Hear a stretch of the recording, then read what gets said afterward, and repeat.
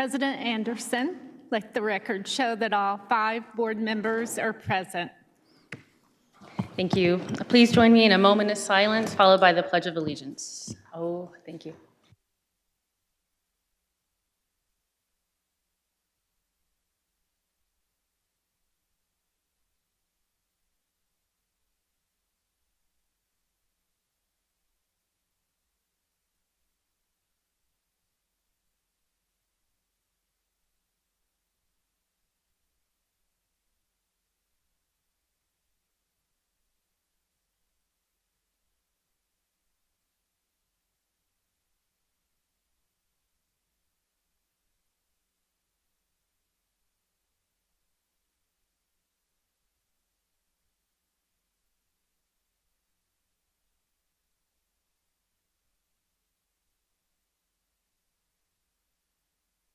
Okay, I motion to approve the agenda.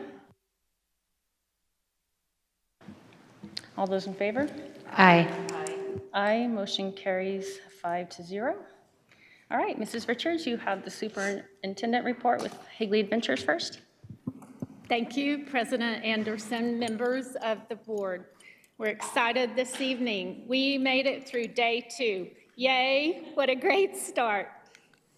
But now we want to celebrate what's going on in Higley Adventures. So I need my media individuals to help me. Christine, I need help. One moment. There it is. Every time we have a board meeting, we celebrate the amazing things that are going on in the school district. And we call this Higley Adventures. So this is your first episode of 2024.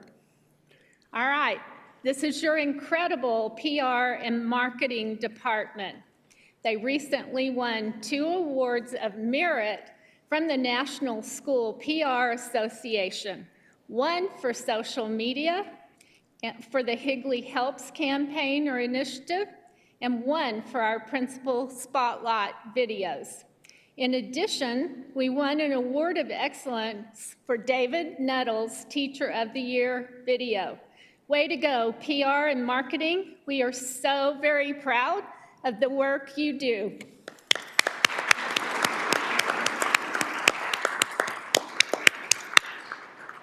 And Jessica's right there, you should wave. You're famous, right? We're very excited. That goes to my team. Yes, very excited to have Jessica leading this team. All right, we had new teacher orientation last week, and new teachers gathered at Cooley Middle School for this orientation. It was 4 days of professional development.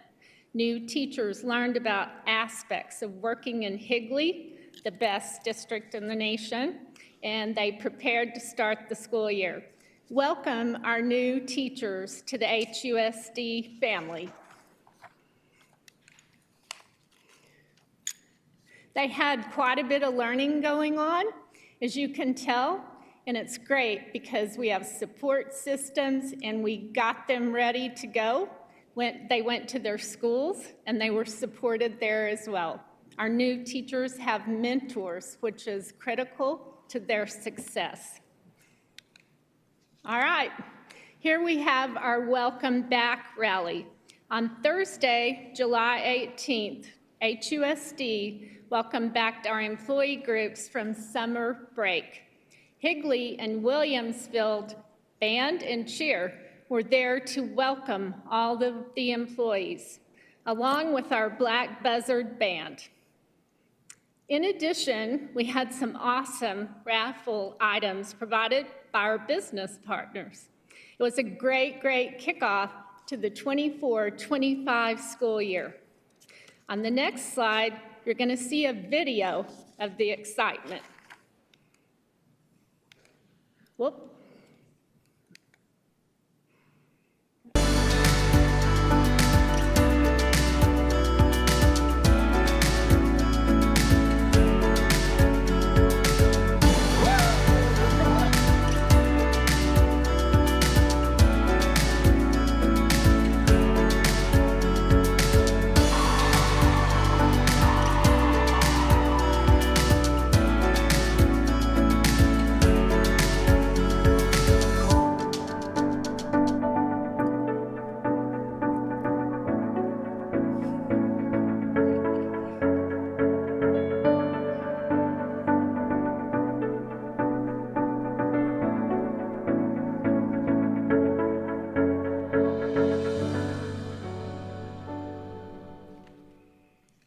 Good job, PR and marketing, once again.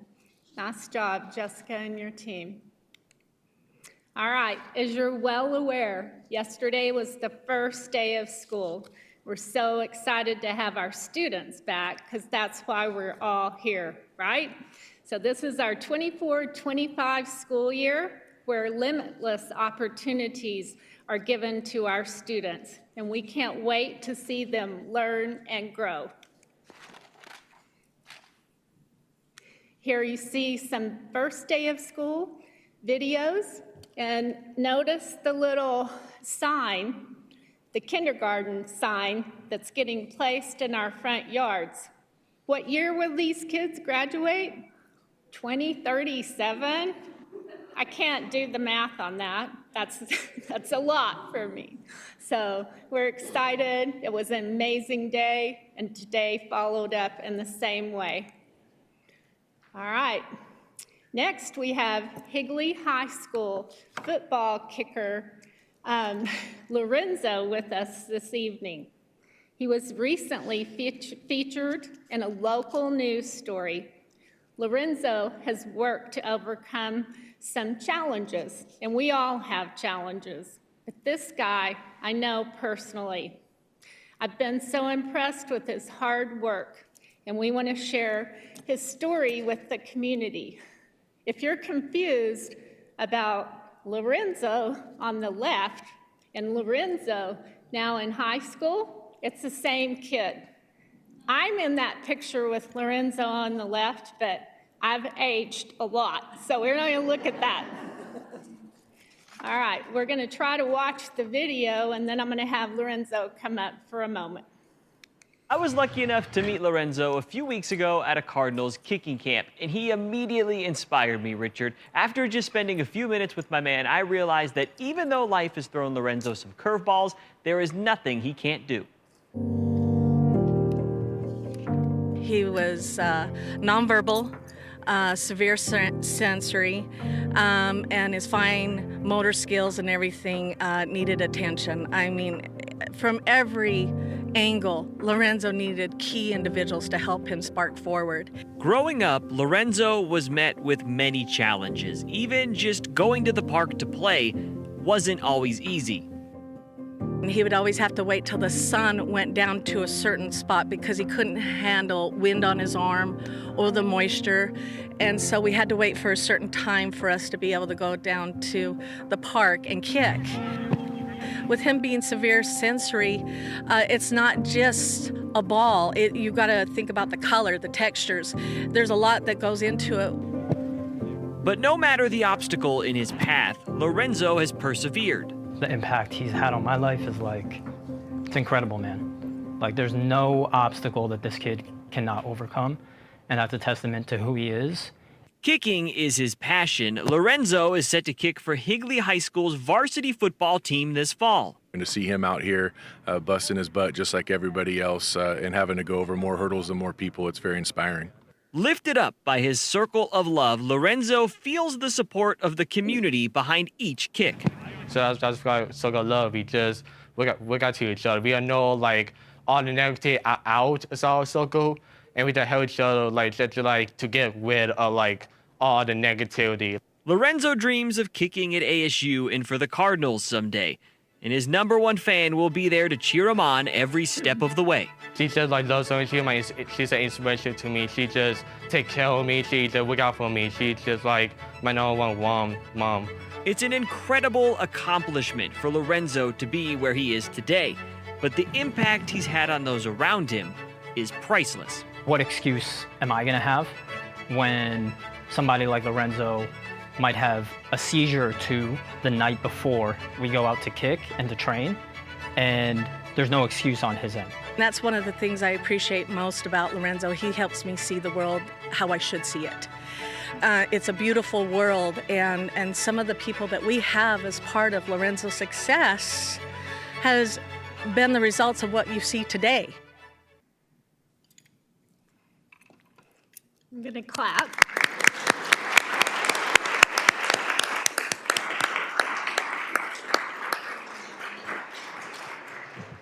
And I met Lorenzo when we opened Bridges Elementary School.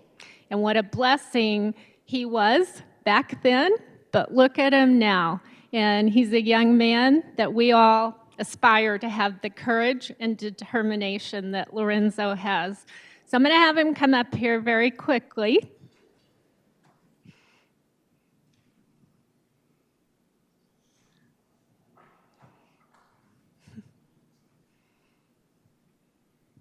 What are you doing?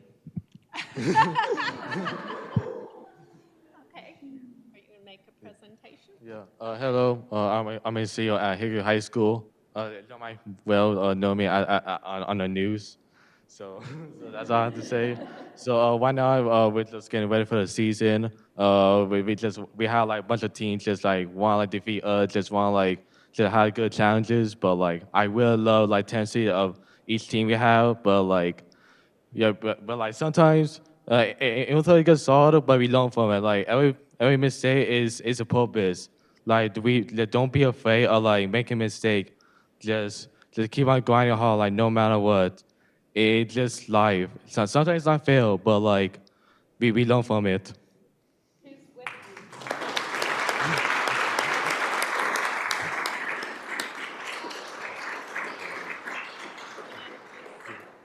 Okay, so right now, I got my mom and my dad over there. So I just want like appreciate them just like for my support like, throughout my lives, especially my mom. And she really knows like what is going on with me, but she has inspired many others too. She's been like she's just seeing her like as like and like an inspiration to me. She just really helps me out with others too, including me too. I just help her out with my friends and stuff. Do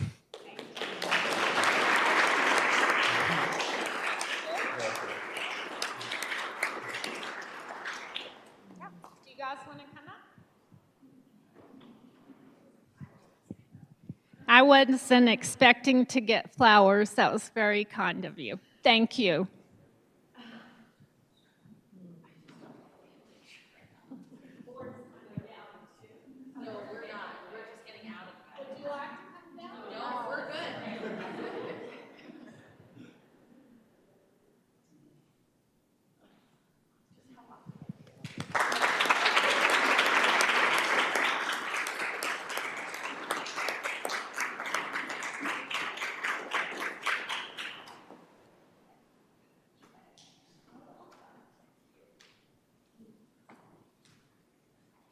You know what? I think I'm going to have to send him up here. I won't be able to see you guys, right? Beautiful. All right.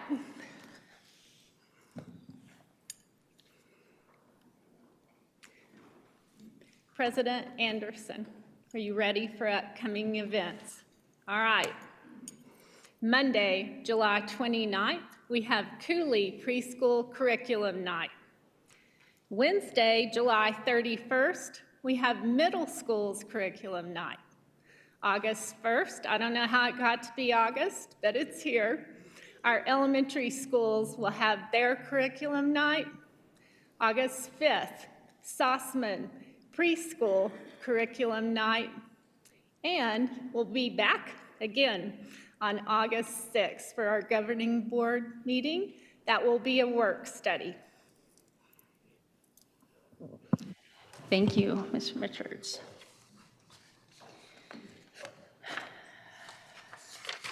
Next, we're moving on to request to speak. Oh, I thought you We value input from our constituents. This time on our agenda has been set aside for anyone from the audience who wishes to address the board.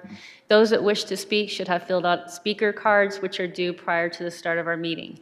Members of the board may not discuss, comment, or take action on matters raised that are not specifically identified on the agenda. Therefore, pursuant to ARS 38-431.01I, action taken as a result of public comment will be limited to directing staff to study the matter in responding to any criticism or scheduling the matter for further consideration and decision at a later date. Also, we ask that audience members practice proper public meeting decorum, refraining from either negative or positive responses, including clapping or verbal outbursts, to ensure fairness to all points of view. Those that refuse to follow these rules may be asked to leave. In accordance with policy BEDH, public participation at board meetings, if considered necessary, the governing board president shall set a time limit on the length of the comment period. In order to ensure that each individual has an opportunity to address the board, the president may also set a time limit for individual speakers. Thank you for your cooperation. Our first request to speak will be Kathleen Richards.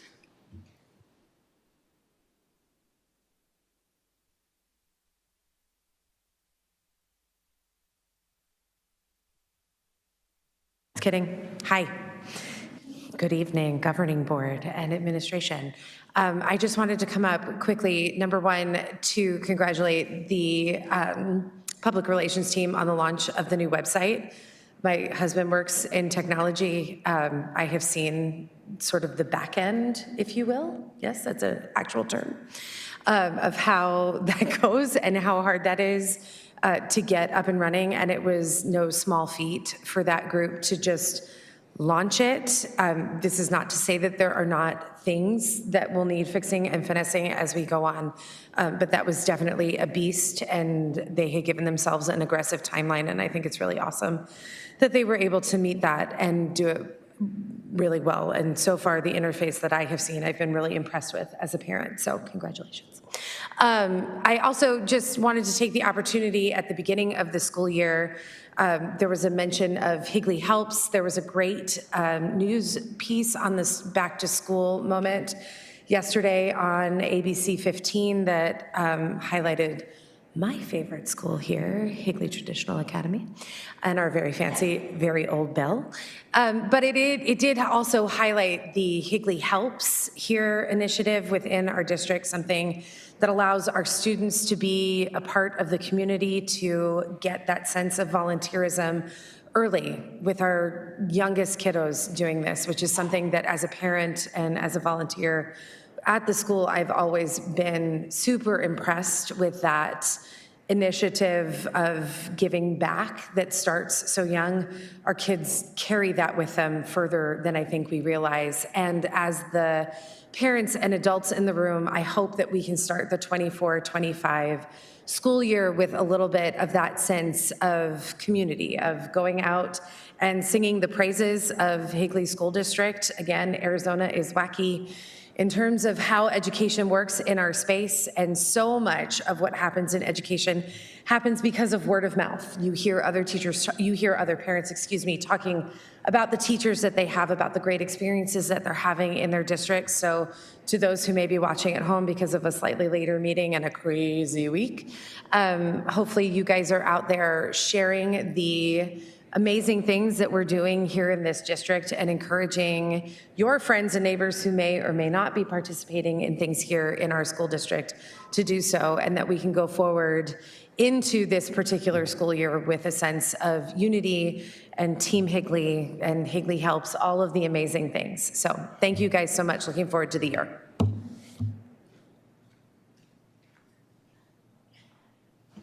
Okay, next we have Mindy Brocker.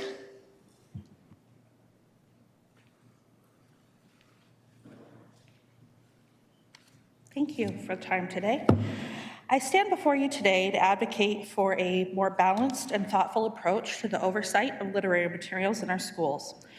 The current restrictive novel recommendations would severely limit our children's access to literature in an absolutely unnecessary bowing to a screeching pressure from a very noisy minority. When I push back against these ideas and stand firm in my right to decide for my child what is appropriate and what is not, they call me low class and mentally ill. No wonder normal parents don't want to speak up. It's a terrible experience, but I don't like to back down to bullies, so here I stand. Adding this further unnecessary restriction, as is on tonight's agenda, undermines our goal of fostering an enriching and thought-provoking educational environment. We're limiting our students' intellectual growth and their ability to engage with complex and sometimes uncomfortable topics that are part of our shared human experience. Our current permission slip system is a balanced and effective approach. It empowers parents to review and decide on their children's access to potentially controversial or sensitive books. This approach respects parental rights and ensures that individual values and beliefs are taken into account. The success of this system demonstrates that the additional blanket restrictions imposed by the school board are unnecessary. The permission slip system encourages an open dialogue between parents and teachers and students about the content and themes of books. This dialogue is an invaluable part of the educational process, helps children navigate and understand complex issues with the guidance of both their parents and their educators. It ensures that parents are actively involved in their children's education while allowing students the opportunity to explore a wide range of literary work. Given that we're having this conversation because of a permission slip, it's clear that we can trust parents to make informed decisions about their children's reading materials. Also, parents, please take note. The idea of a committee, as will be recommended here, is deceptive, because while the committee can make recommendations, ultimately the governing board would be taking control of restricting what our child reads. This process doesn't allow for broad access to books. It's an end run around parental rights, while giving actual parents a figurative pat on the head. I urge parents to reach out to the board, and I will help you to do so, to halt this march by the Moms of Liberty types towards a restrictive oversight of literary materials. Let us place our trust in parents and the existing permission slip system, which has already proven to be balanced and effective. In this way, we can continue to ensure that all students have an opportunity to explore a wide range of literary work, enriching their educational experience, preparing them for complexities of the world beyond the classroom. Let us continue to work together, parents with teachers, to ensure that our students receive the best possible education, one that is both broad and respectful of individual values. Thank you. Next, we have Stephanie Evans.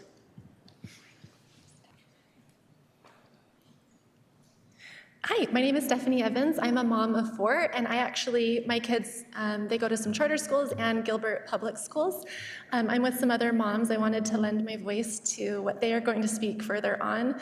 But that is that we have been reading the book, The Anxious Generation by Jonathan Haidt.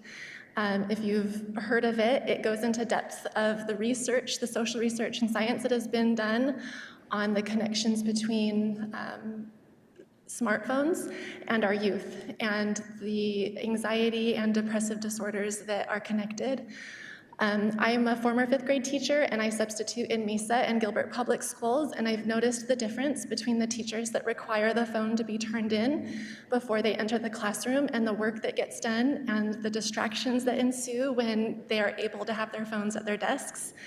I believe district-wide, if there is a policy that phones should not be out during school hours, that helps enforce an environment where teachers aren't making that decision on their own and being labeled permissive or fun or the mean teacher because of their own policies on this. I just wanted to support my friends that here in the Higley School District and lend my voice to theirs of our desire to have a district that would protect our kids in the classroom and allow them to focus on their education as opposed to watching sports under their desks, as I see so often, or worse, unfortunately. Thank you so much.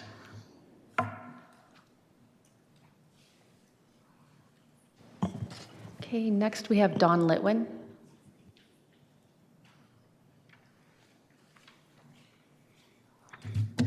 Hello, my name is Dawn Litwin, and I've been a part of the Higley community for many years, starting out as a parent of twin boys at Cortina on its opening day, all the way to Higley High graduation.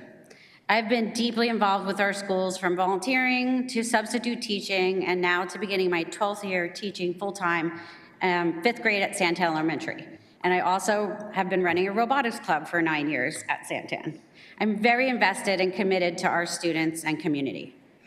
I have observed a growing issue of concern, the increasing presence of smartwatches and cell phones as distractions in schools. While the issue is most prominent in middle and high schools, we are seeing more students with devices in 5th and 6th grade.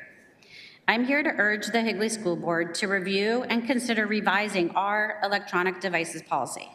I believe our current policy lacks the clarity to effectively prevent unauthorized device use. Phrases such as may in relation to rules leaves room for interpretation and inconsistency. The term not displayed for use still leaves devices accessible to students. The directive to keep devices out of sight is also problematic as it can still allow for students to keep phones in a pocket or jacket and then possibly misuse them in less visible areas on your school campus. Establishing a firm device policy early on in elementary will set up students for a smooth transition into middle and high school with the understanding and expectations that devices are not a part of their school day. There are also concerns regarding privacy and safety, as incidents in the news and some schools reveal unauthorized recording and sharing on social media platforms of teachers and students. This creates a risk of unwanted attention to staff and students. Research cited in Education Week underscores that for a policy to be effective, phones and smartwatches should be securely stored and inaccessible to students throughout their school day. This approach helps minimize distractions and behaviors and ensures a focused learning environment. For the policy to be successful, it must be uniformly applied across all schools in our district with clear guidelines for our teachers, parents, and students. While recognizing that families have varying rules at home regarding devices and internet usage, schools play a crucial role in shaping consistent expectations within the educational community. By establishing clear and comprehensive rules, we can better protect our students' attention and their privacy during school hours. In closing, I respectfully request that the Higley School Board collaborates with administrators, our upper grade teachers, and families to review and refine our current cell phone and smartwatch policy. Thank you for considering this important matter.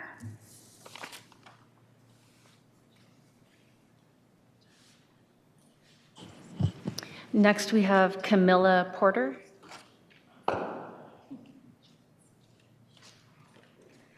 Good evening, members of the board. I'm going to speak a little fast, but it's on purpose, just so I can get my words in. The evidence demonstrating how increased use of smartphones and social media has devastated the mental health of young people is indisputable. There's been a significant rise in depression, anxiety, eating disorders, and suicidality among young people since smartphones became ubiquitous in the early 2010s. But do we know what smartphone access during the school hour does to students? Scientific studies have shown that even having a cell phone in your pocket or your backpack, as opposed to it being in another room, led to worse performance on tests measuring memory and intelligence. Whatever rules a school may have in place against it, students check their phone a lot during class. Their focus is easily derailed by interruptions from their devices all day long. But smartphones don't just pull students away from schoolwork, they pull them away from one another too. Just ask any seasoned teacher how much quieter lunchrooms are today versus the past. Kids don't even bother talking to each other or pestering each other or connecting with each other. It's just easier to stare at your phone. 4 years ago in 2020, cell phone bans were in place in 77% of US schools. But this high number seems to refer to a pretty low bar. It includes any school that tells students they shouldn't use their phones while in class, sort of what Mrs. Litwin was discussing a second ago. That's not really a ban. It's more of an unenforceable wish. It replaces the burden on teachers to police phone use during classroom time when they should be teaching. For many teachers, it's simply not worth the fight. To combat phone use in the classroom, administrators need to put their feet down. They need to be brave. They need to go to bat for the kids in their district. It is my opinion we need to transform Higley into a genuinely phone-free district. How? We've seen that policies that allow students to keep phones in their backpacks are ineffective. What is effective? There's two options that I see: lockable pouches or phone lockers. These are the only two policies that can create phone-free schools. They are the policies most likely to lead to educational, social, and mental health benefits because they're the only approaches that give students 6 or 7 hours a day away from their phone. If your mind is immediately going to counter arguments you expect parents or students to make, I will be emailing an article to you guys, of members of the board, after this meeting that addresses those topics. It's written by the author of the book that Mrs. Evans discussed, The Anxious Generation. I read that book a few months ago, and what I learned there was so eye-opening. As a parent of 3 young Higley students, I felt I needed to take matters into my own hands. I created an organization for kids and parents who want to avoid a phone-based childhood and return to more of a play-based childhood.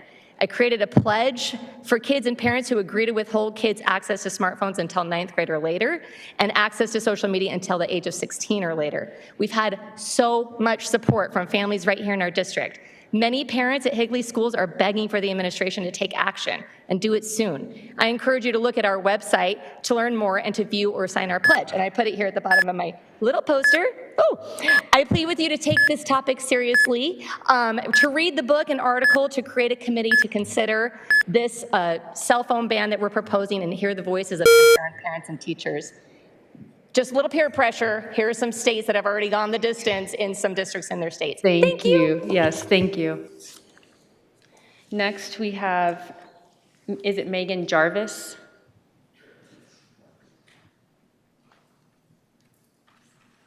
Hi, I have multiple kids in the district. I have 3 little ones now, 1 in Sossaman, 2 in elementary, and I also have a graduated high schooler that went through Higley.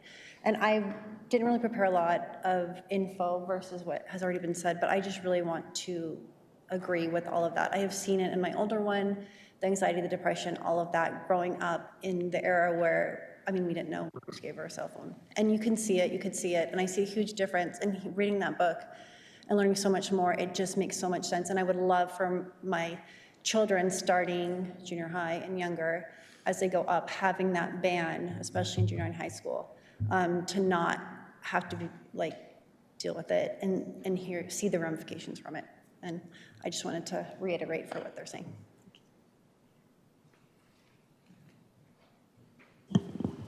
Next, we have Whitney Allred.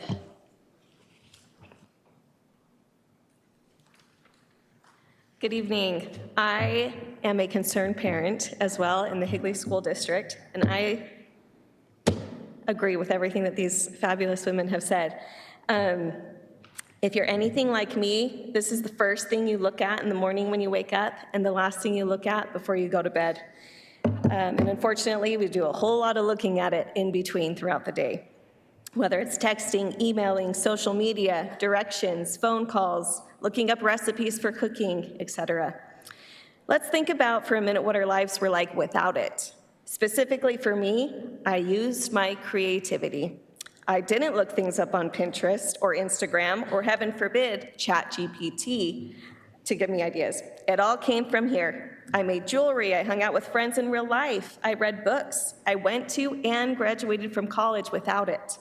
I thought of ways to serve people around me.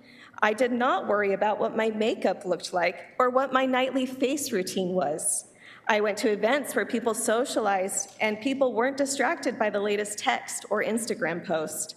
I experienced awkward silences, and yes, it was okay. I could sit in complete silence and I could actually focus. But most of all, my mental and emotional health was thriving. If I could go back to the day without smartphones, I would do it in a heartbeat. Lucky enough for me, I've experienced part of my life before cell phones existed, and I know when it's time to put it down and step away. These students, for the most part, don't.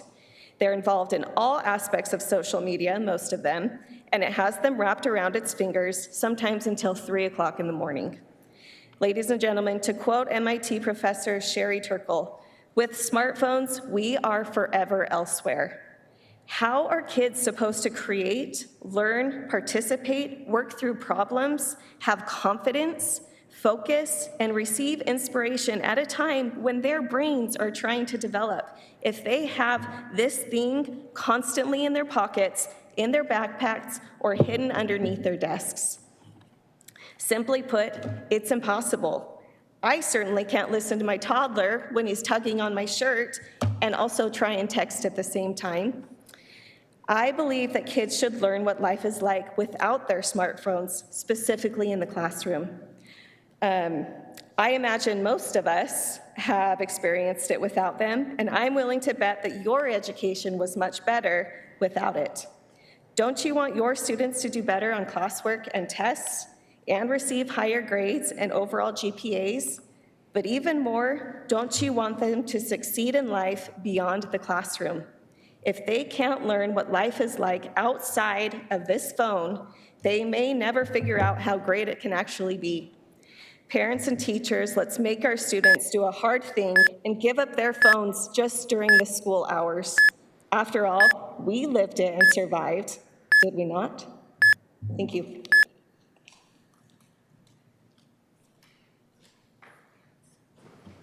Thank you. For those of you that would like to leave, this is a good breaking point if you want to go home, get some dinner, finish up your evening, but we're going to move to the consent agenda item now. I'm not asking people to leave, I'm just saying it's a good time to leave if you would like.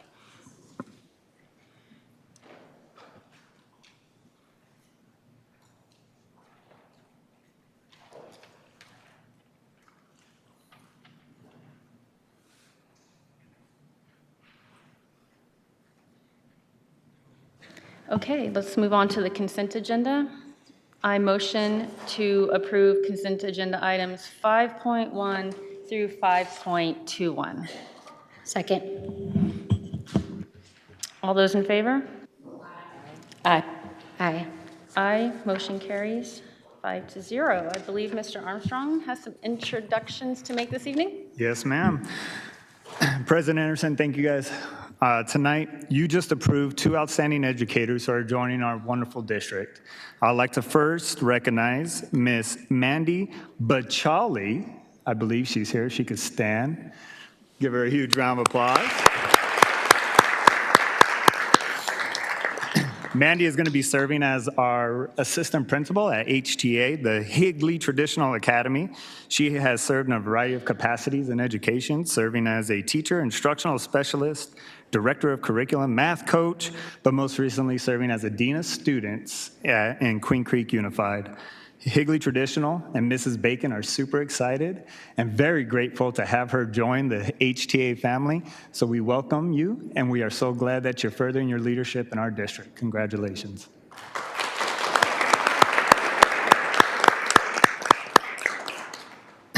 I'd like to also recognize Mr. Eric Rogers.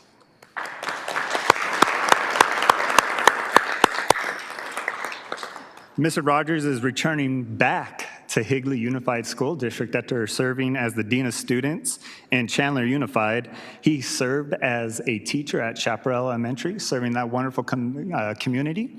And he is super excited because he gets to be back with Ms. Day for this upcoming school year, serving as the assistant principal at Centennial. We're super excited to have you back. We're glad that you made the choice back to the best district in the state, in the nation, I'm sorry. But we want to go ahead and say thank you, and we're glad you're here to help Ms. Day and that amazing Centennial community.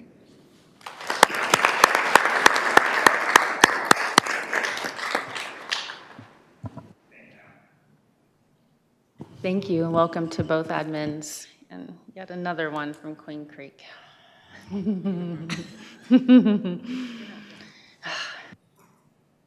Let's move on to the information items. We're going to start with 6.1 on the Human Resources Quarterly ESI Report with Mrs. Johnson.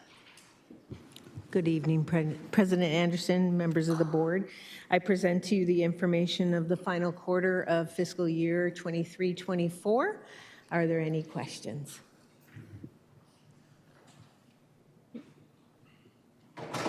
Thank you. Thank you. Okay, 6.2, the Special Education Private Day School Report for fourth quarter of fiscal year 2024 with Mrs. Miller. President Anderson, members of the board, thank you. This is our fourth quarter report for our private day schools. As you can see, we continued to come in under the allocation. And do you have any questions?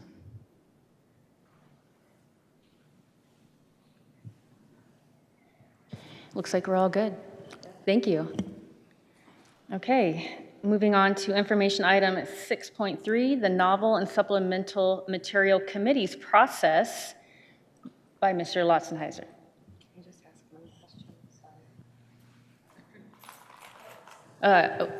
We have a question for 6.2? Yes. Okay. Just real quickly, the money that wasn't used, does that get to carry over or do we lose that? I'm going to defer to Mr. Moore on that one. Yeah. Vice President Van Hook, yeah, that carries over. That'd be essentially in our budget balance carry forward for M&O. Perfect. Thank you.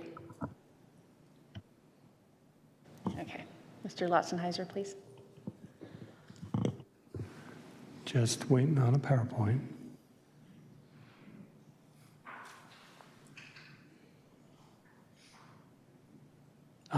There it is. President Anderson, members of the board, tonight we're coming back to you to present information about our novel and supplemental material approval process. And the reason we've brought it back to you today is at our last board meeting, we presented 3 different policies for a first read, IGA, IGD, and IJJ. When we brought those to you for the first read, we realized that we needed to change the language within these 3 policies to meet state statute so that we made sure that we had governing board approval and met open meeting laws with the processes through how we select novels or supplemental materials within our district. And to do that,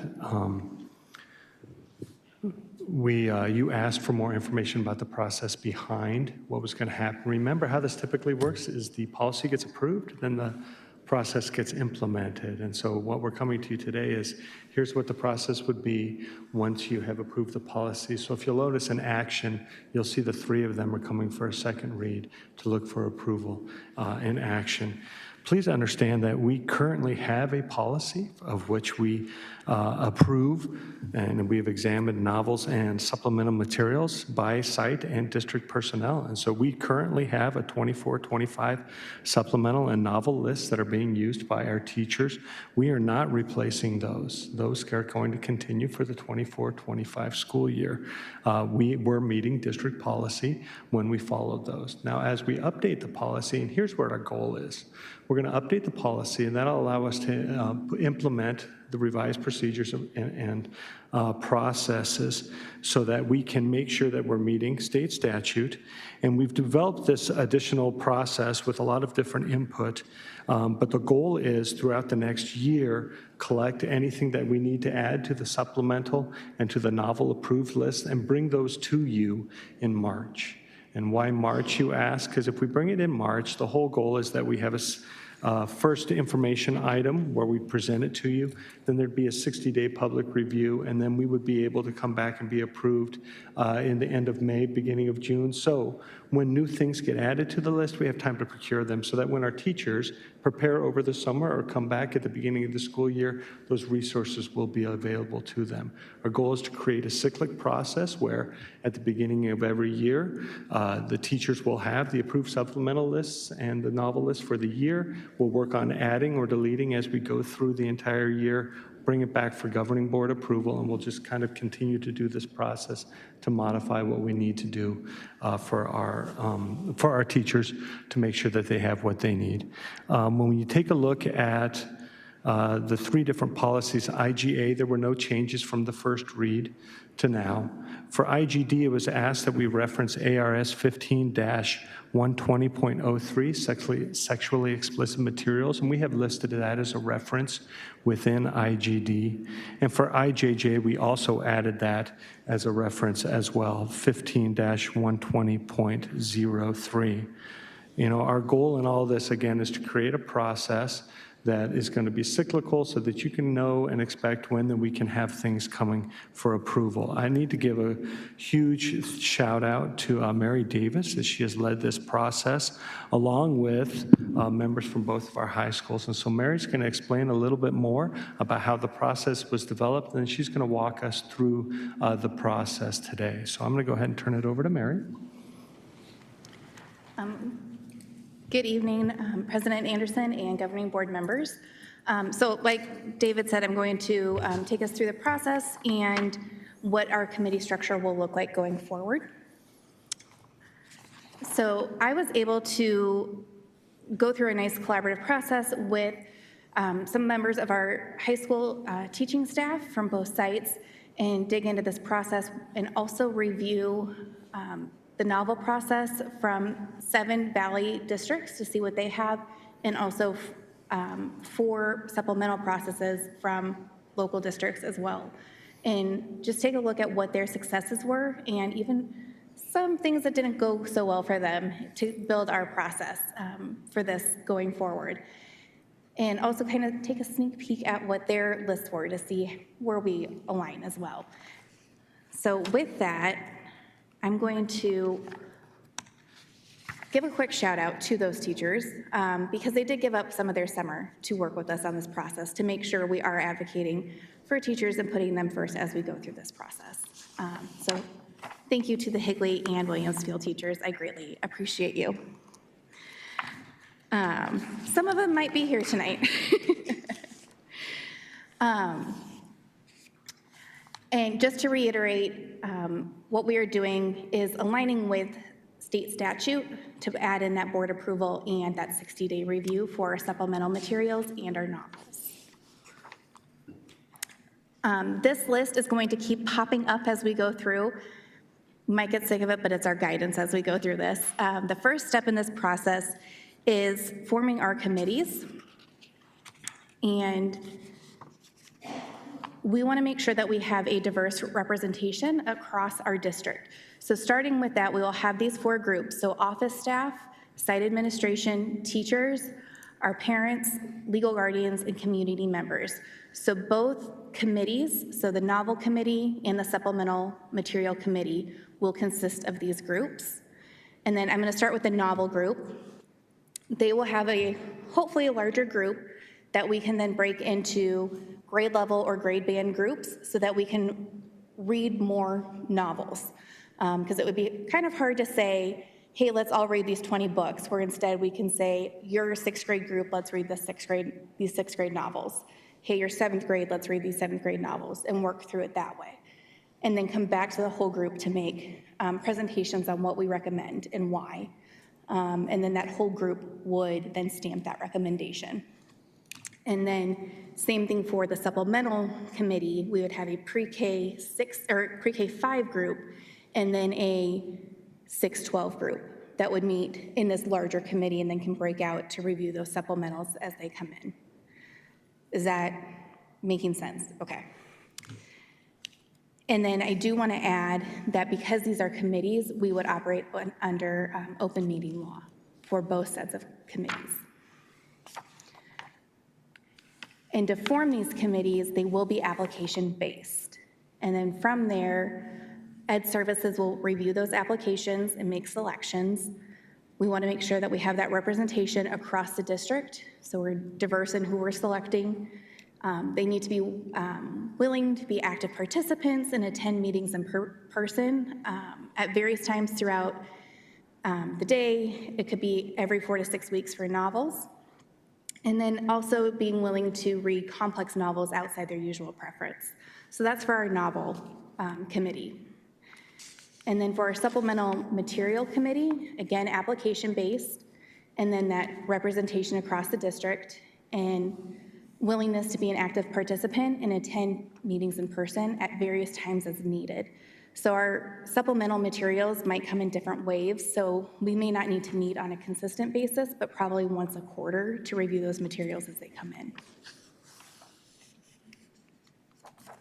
And then the next step in this process is opening up our forms for teachers to be able to submit their requests. So it's a complex process to make sure that we are seeing what they need from these materials and getting that research in so that the committees can hop in and read the novels and review those supplemental materials and ensure that we are doing our due diligence with either the novel or supplemental material. You'll note that on the 612 novel review request, we do have a keen eye on state statute 15120.03, which is that sexually explicit content.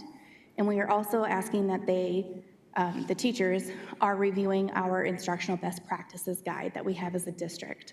I do believe that's in your board doc packet for you to review. And the same thing for our supplemental material review.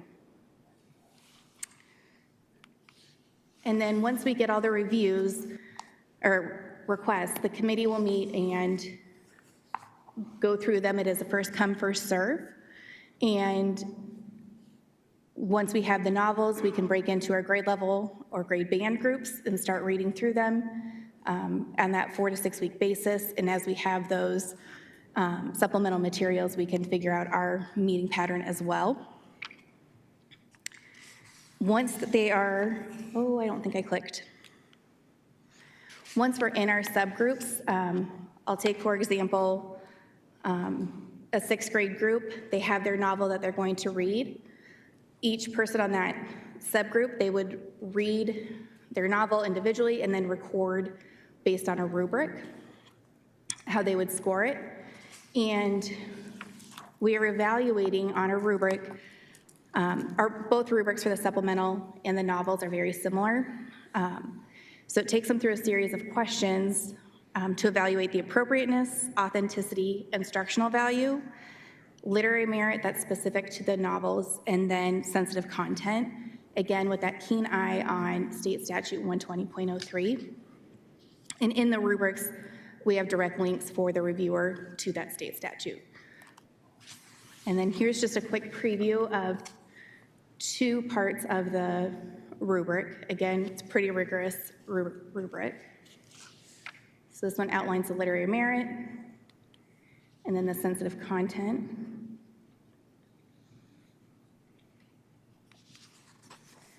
And then once that small group or grade level group makes their recommendation together, they would go and make a presentation to that larger group to say, yes, we recommend this book or this supplemental material to go forward. And then that larger whole group with all the grade levels would stamp it to move forward for that list to go before the board.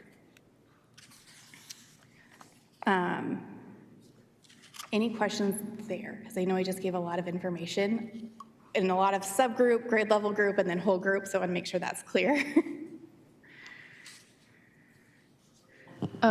Forgive me if you already defined it. Can you remind us of examples of supplemental materials? Yes, thank you. So that is anything district, site, department, or grade level sets as an expectation for all students to utilize. So that the district or site would be purchasing for the students.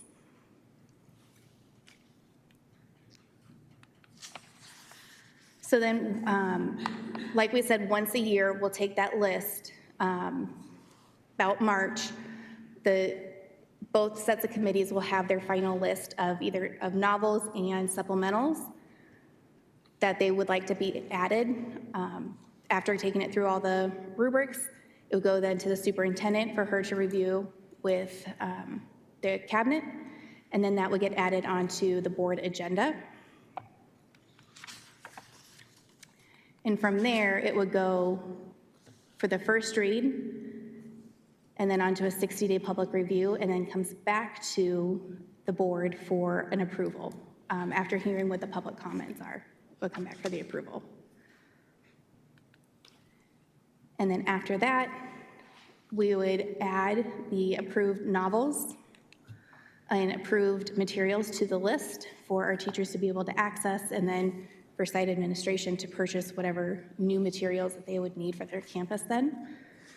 And with that, I will note that we have a district permission slip. Forgot to turn my pages to keep up. So when a novel has any sensitive content, a teacher will give parents or legal guardians at least a 2-week notice on what that novel is, so they can go ahead and read the novel or be able to do some research. And then you'll note on the second page, there is built-in parent choice to be able to opt out of that novel and have an alternate assignment if the parent chooses.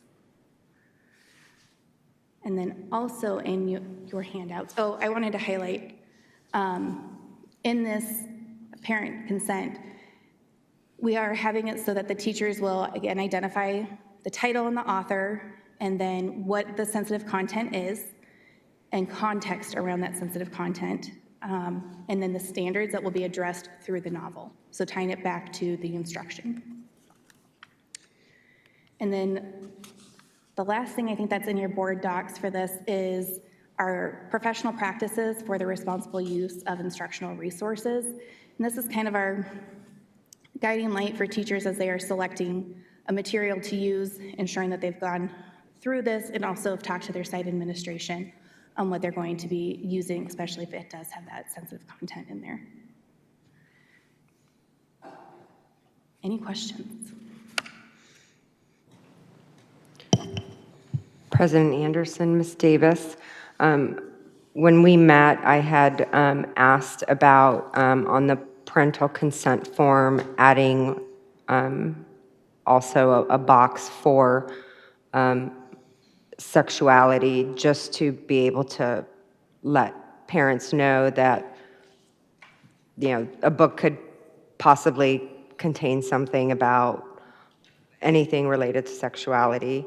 And I know, oh my gosh, I just went blank. I was going to say Sherry, but I know Ms. Richards reached out to legal, and I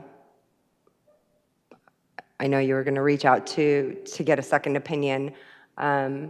So I don't know if you've done that yet or not, but I'll let you. So, Vice President Van Hook, members of the board, I was able to make contact today. It's kind of hard, short notice. And I explained the request.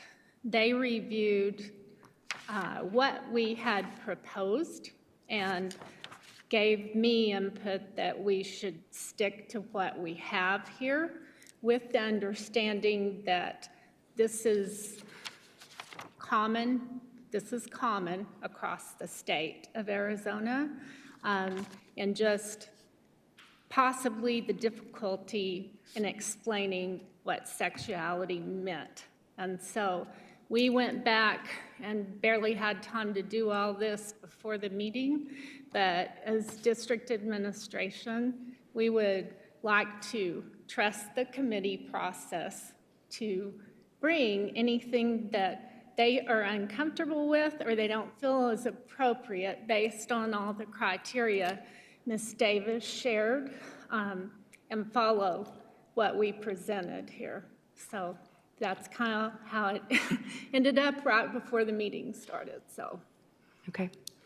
Yeah, I just, I hope that we don't run into a situation where, you know, there is something, you know, a book that discusses anything, you know, with any type of sexual activity or whatever, whether it's explicit or not, that it, again, doesn't create an issue within the district with upset parents. And, you know, at that point, they could come back and say, well, the permission slip didn't mention it. And that's just what I'm trying to avoid. But I will trust the system and see where that takes us. Thank you.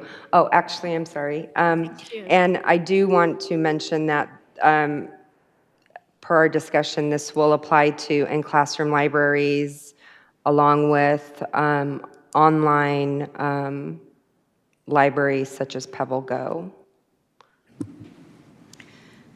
So this does apply to digital content for the supplemental materials, but the state statute does not cover classroom libraries. But we have asked teachers as they are purchasing, because they are purchasing their own classroom libraries, those are not district purchased, that they use that best practices guide that we should put in your packet. Which is the professional practices for the responsible use of instructional resources. So there is a policy that they need to follow for those classroom libraries. Yes, there's an expectation, and it's in your packet up there.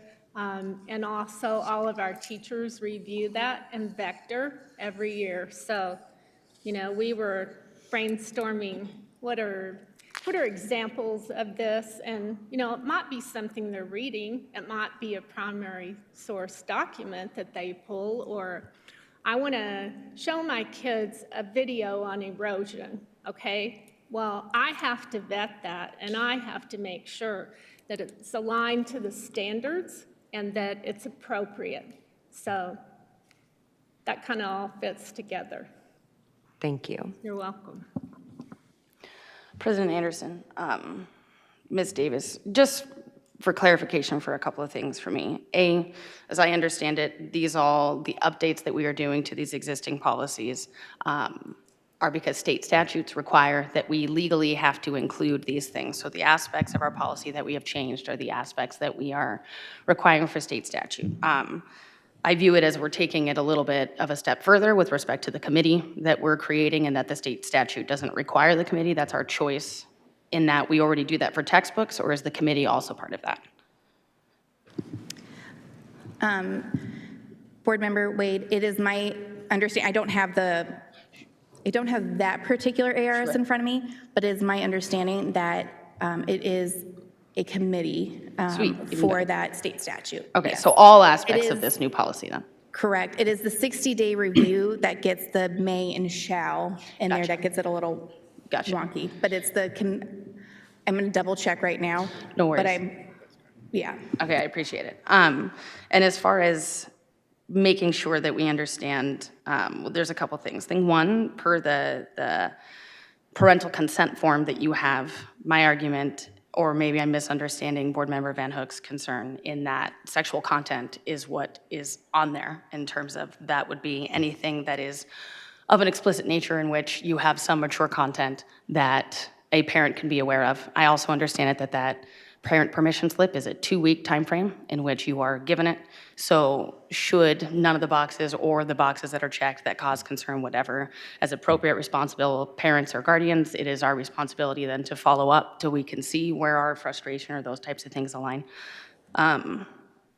I would be very resistant, so I'm happy to know that essentially our libraries aren't subject to this same thing, in that what children may read for fun or their own choice, those types of things aren't necessarily curriculum oriented, and our libraries are age appropriate in how they structure things, how they put stuff. We also have that long list of books and things in terms of being in compliance with books and how we are, because I understand we've done all of those things. I think it is important as parents and individuals. I am a parent of young children. I have a child who is 10, but his reading level is far higher, and it's really difficult sometimes to find content that he is interested in. For example, Hunger Games be pretty dark. And we have to talk about these things. We read it as a family in terms of having conversation, and I recognize and understand there are some concerns, and I think it is important for us as parents to be involved, but I still think it is important to create that aspect of choice. So what somebody else may disagree with, I still get the opportunity to make that decision, because as a parent, it is my belief for my children that exposing them to things,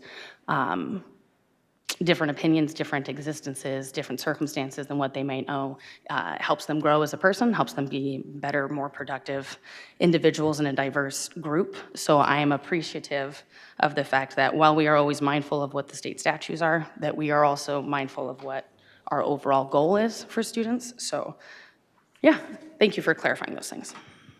Board Member Wade, I just want to clarify one thing. So we do have a policy where when we purchase new books for the library, we have to put them on a list for 60 days. And I'm not sure everybody knew that, but that's something we follow as well. So thank you. Thank you for clarifying that, Mr. Richards. Did you have a? Oh. I just want to thank them for doing this work, and I know it was ahead of it. Usually we do the policy and then you create the process and implement the process. So I appreciate you kind of working in tandem there and getting this together, because it definitely makes me feel more comfortable knowing what's happening after this policy. And I know our permission slip has changed, but there's been a permission slip in the past. I am that parent that when my kids were in high school and reading certain books, I spoke to the teacher and asked for my child to opt out. She was an early entry, and she was almost 2 years younger than some of the other kids in the class, and I didn't think the content for me was appropriate for her age. So the teacher had no issues, had picked out another book, and she did just fine. So we do have we do have parents' choice. And we need to, as parents, have our own responsibility. And when we get a 2-week notice of a permission slip and see what that is, that we need to do our due diligence. If we are concerned about what our kids are reading, we need to do our own research. So instead of the day before going, oh, wait, what is this? So we do have some time, but parents need to have some responsibility in there, and I appreciate that parent choice. So thank you for all your hard work. President Anderson, Ms. Davis, will an email also go out to the parents, just letting them know that this was sent home? Because there are the kids that don't open their backpacks when they get home. Yes, we are able to, I believe, build this into Synergy. So a notification can go out through that or the class listserv. That is a detail I own that I don't quite know yet, but yes, it will be an email that goes out, and I'm going to turn it over to Marcus to finalize my answer. Perfect. I think Thank it's you. the expectation whenever we communicate with families that we are using all of our communication tools at our disposal. So Synergy Mail obviously is one of our primary tools. So I would assume that our teachers would be communicating with their families in that way. Thank you. And one more question.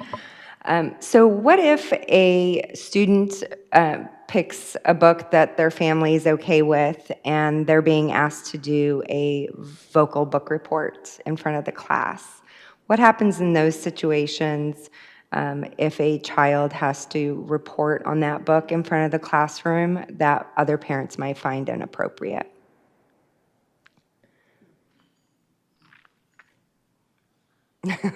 Objectively, I'm gonna pop in real quick just because I'm a history teacher and I've had students have to opt out of situations and things before. So for example, we had a survivor of the Holocaust come speak, and we had the kids do it. They had a whole reflection on it. When the time came to talk about it, that student I sent to the library because it is not fair for them to be in this conversation. Their parent already did not want them. I reached out to the parent ahead of time to say, hey, this is the situation. My interest is understanding, are you just removing them from this specific instance or everything related to this assignment? But ultimately, when it came to talking about that specific situation, because the parent did not want it, the kid chose the library. That's where they wanted to go. Thank you. So Ms. Davis, do you have something in mind for that, or I think it would be unfair to send a classroom, a student outside of the classroom, just so a presentation could be made, talk about singling a child out. That would be completely inappropriate. You know, I think it's a professionalism of our teachers dealing with these situations, and obviously there's increased communication with students and families when they're opting out of an assignment.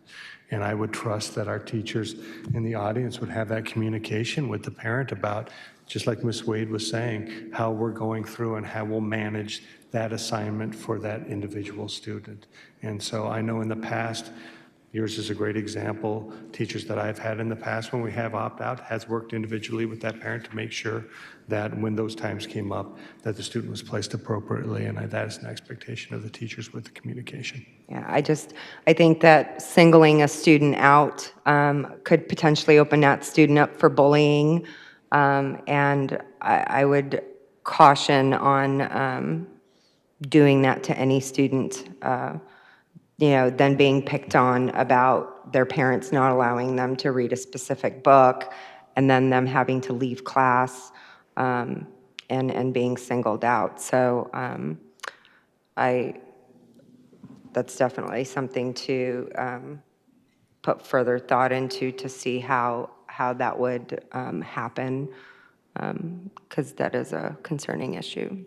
Thank you. Vice President Van Hook, I think if we had the liberty to have some of these teachers go to the microphone, and I'm not going to do that, okay? But they are very skilled and thoughtful about how they approach conversations. And so if kids are reading all different books, they might not be standing up giving a report on their book. And I'm not the teacher in that classroom, but I'm also hearing what you're saying about being sensitive to kids And I can tell you for sure, ours are really good about that. So when they structure conversations or whatever, they're keeping that in mind because they are very professional and thoughtful about that. So, and I wish I could call them up, but they're not on the agenda, and I'm not going to do that to them. But I know that they work really hard to ensure kids are supported and empowered and encouraged. So, and I Thank you. apologize because I didn't do you guys service, but I know how you operate, so. As an educator, that definitely crossed my mind, but I would say, to Anna's point, it's good to ask just to make sure there is consistency, but it does cross our mind to make sure that we don't make that student feel like they're being singled out, and there definitely should be consistency across the district for parent communication back and forth to make sure that everybody is on board with whatever process that takes place. And I would say 99.9%, if not 100%, of teachers definitely already, but it'd just be good to have something in place to, again, enforce some consistency. So absolutely.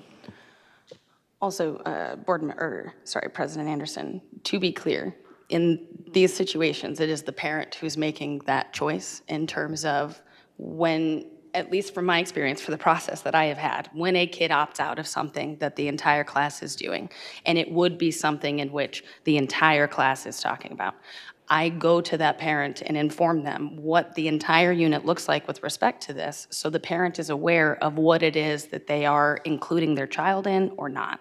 So I hear you with those concerns, and I think it does matter. And as a teacher, and for every other teacher that I know that has had this situation, it's part of the reason why we discuss it in that manner, because I can't tell you how to raise your kid, but what I can tell you is the things that they will not be included in by doing these specific events or choice.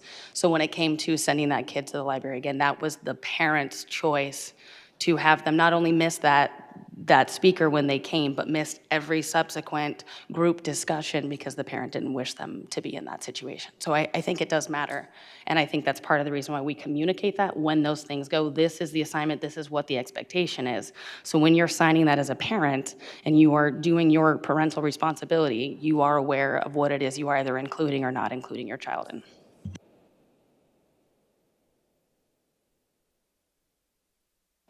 Are there any other questions or comments from the board?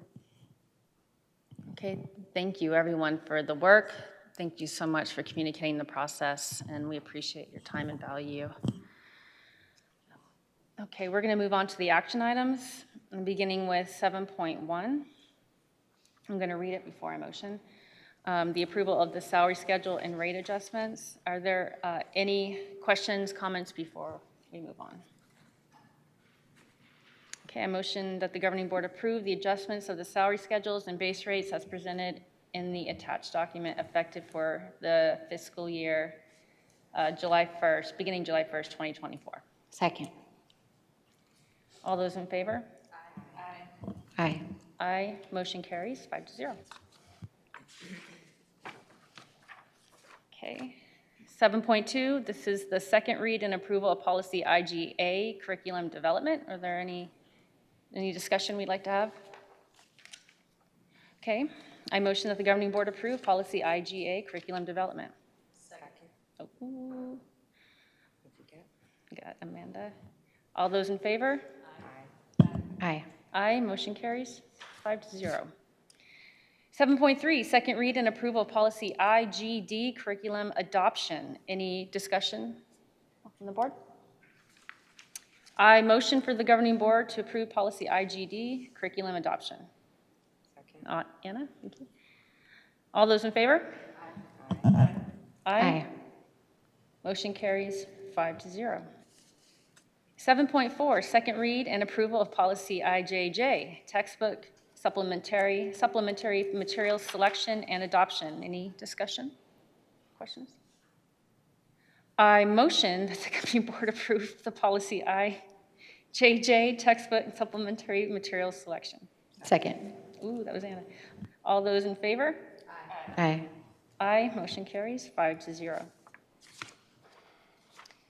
7.5, approval of the Arizona CTE curriculum consortium agreement between Pima County JTED and Higley Unified School District. Any discussion for this one? President Anderson, I had asked this to be pulled, but they ended up answering my question, so I don't have anything else. Anyone else? All right, I motion that the governing board approve the Arizona CTE Curriculum Consortium Agreement between Pima County JTED and the Higley Unified School District. Second. Ooh. All those in favor? Aye. Aye, motion carries 5-0. 7.6, authorization of expenditure for the Renaissance, the DNA and FastBridge, or Renaissance DNA FastBridge. Is there a discussion for this? President Anderson, I do have a statement I'd like to read. Last year, I voted no on this program due to several concerns. Mr. Berkshire had mentioned last year that it's a web-based screening and diagnostic assessment tool used to identify students in need of additional support in reading or math and pinpoint the specific skills or areas of need. After going through the website, there seems to be a pretty strong emphasis on social emotional behavior with interventions and recommendations on how to handle those types of situations. And so I wanted to find out how, in fact, this is used for any type of SEL intervention, and if this does, in fact, then gather any type of data on any student's physical and mental health, and then if somehow that data is used by counselors. So FastBridge has within it a tool called Sabers and My Sabers. That is not enabled for our staff to use, and that is the SEL screening tool within FastBridge. We don't use that tool. There are teacher resources in terms of intervention. So just like any situation where you have certain behaviors and you go to a specialist within the district, they provide some additional suggestions for teachers to work with students that are exhibiting certain behaviors in the classroom. But those are resources within the tool. There's no data to say these particular students should be receiving this. There's nothing like that. It's just a resource that teachers could turn to just like they would with Google.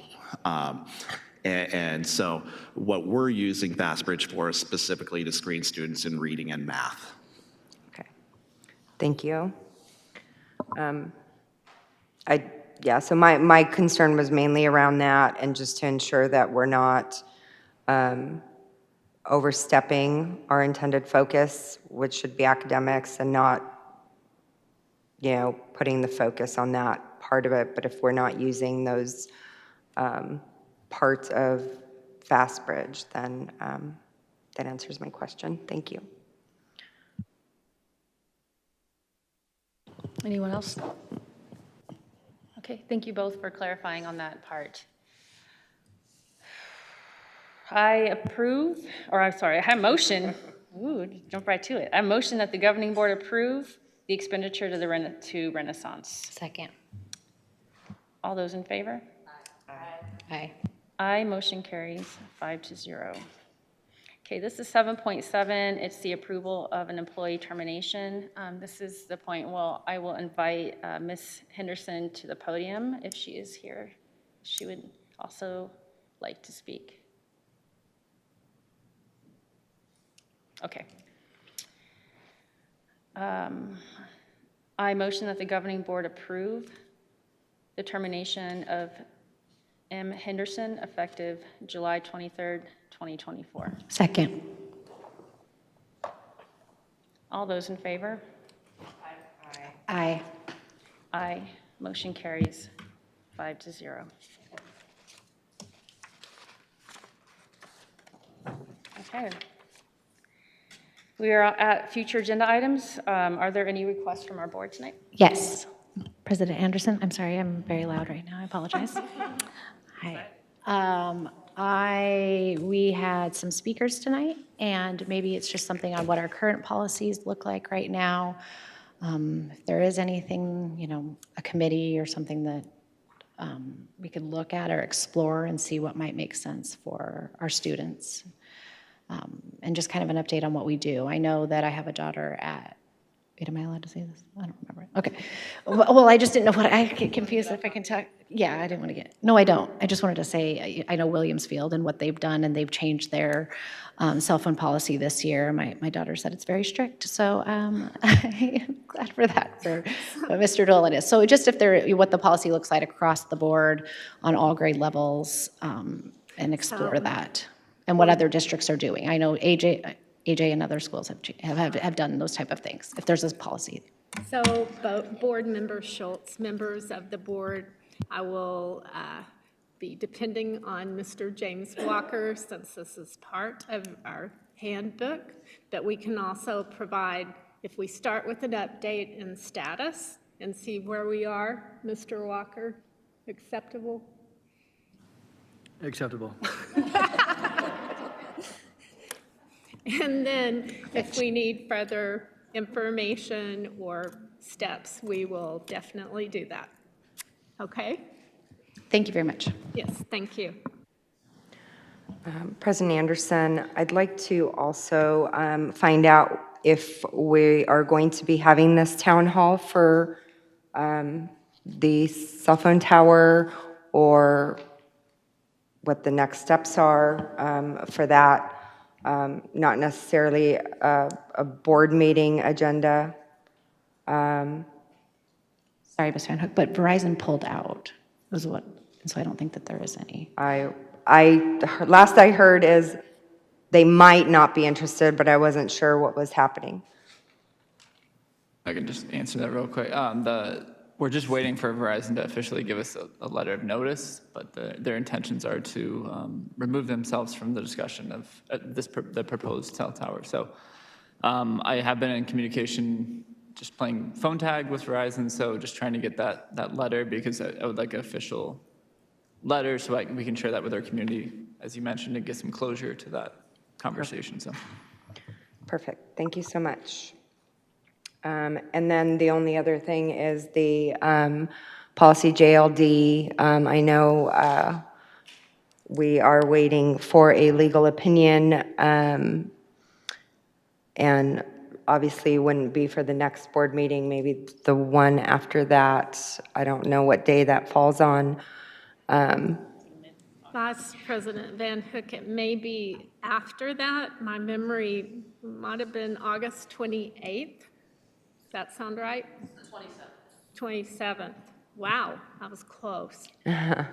The board meeting, though, yeah. I think that decision, I have to look. That was either the 26th. Okay. Yeah, sorry, that was loud. We will definitely update you on that. This is a Perfect. memory test in here. And ultimately, because it's within state statute,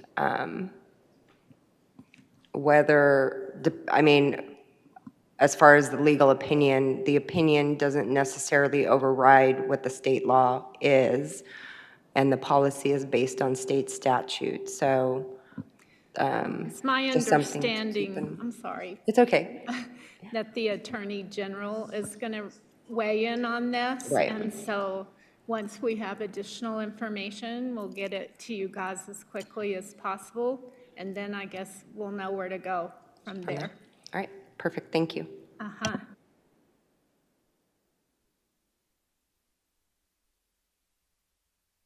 Okay, thank you. Moving on to 10.1, the adjournment. I motion that we adjourn this meeting. Second. All those in favor? Aye. Aye. Motion carries. Aye, sorry. Oh, I thought you said it, 5-0. Thank you, everyone. Good night, and welcome back to school. A little late, but welcome back to school. And that was Amanda. Yes, Amanda.